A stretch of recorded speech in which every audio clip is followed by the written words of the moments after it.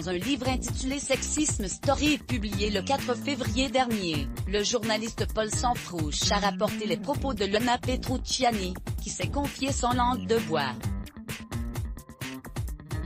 Le 4 février dernier, le journaliste Paul Sanfrouche sortait son livre intitulé Sexisme Story. Dans celui-ci, il a rapporté les propos de Lona Petrucciani, l'ancienne candidate de télé-réalité, qui n'a pas hésité à se confier sur son passé et à donner sa version des faits. Un des sujets sensibles évoqués dans l'ouvrage a été Mindy, sa fille qui est aujourd'hui une adulte.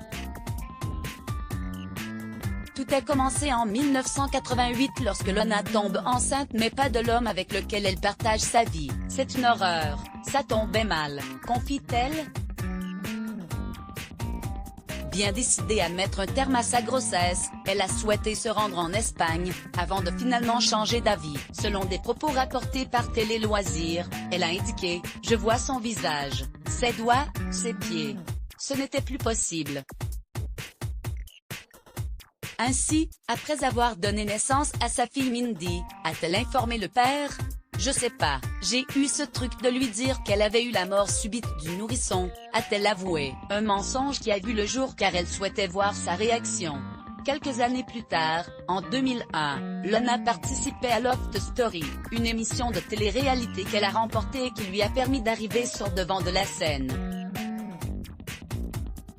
Une fois sortie de l'émission, elle fait la une de nombreux magazines ce qui a entraîné le début d'une notoriété et donc de la publication de beaucoup d'informations personnelles. Parmi elles, l'existence de Mindy.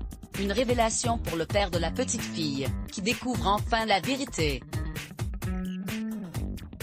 Selon les propos de Lona, elle n'aurait pas le droit de voir sa fille avant ses 18 ans puisque la garde a été obtenue par le papa, une information contredite par Mindy, qui est aujourd'hui une adulte très discrète et devenue maman.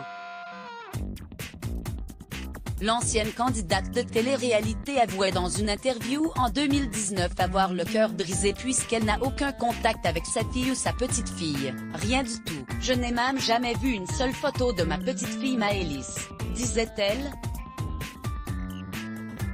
Une relation entre elles aurait pu voir le jour si, comme elle l'a expliqué à Paul Sanfrouche, elle avait fait enclencher quelque chose. En effet, elle a révélé être restée complètement bornée sur le fait que je n'avais pas le droit de la voir. Il semblerait qu'aujourd'hui, Lona vive avec de nombreux regrets. Sa descente aux enfers dans cet ouvrage, Paul Sanfrouche a également souhaité se consacrer à la véritable descente aux enfers vécue par Lona.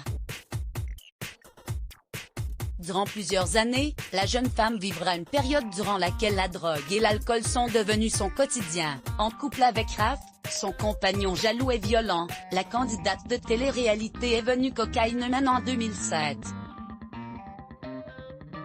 Dès 10h du matin, je prenais 2 traits, c'était devenu ma nourriture principale, révèle-t-elle avant d'indiquer que cette prise de drogue massive, qui était par la suite devenue une addiction lui a causé de très gros trous de mémoire.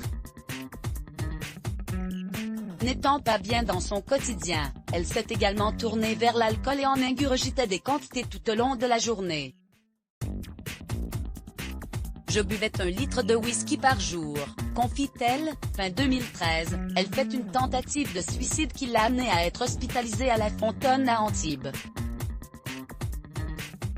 Aujourd'hui, Lona paraît plus épanouie que jamais et il semblerait que cette mauvaise période soit loin derrière elle. Inscrivez-vous à la newsletter de closermag.fr pour recevoir gratuitement les dernières actualités Let's Block ADS.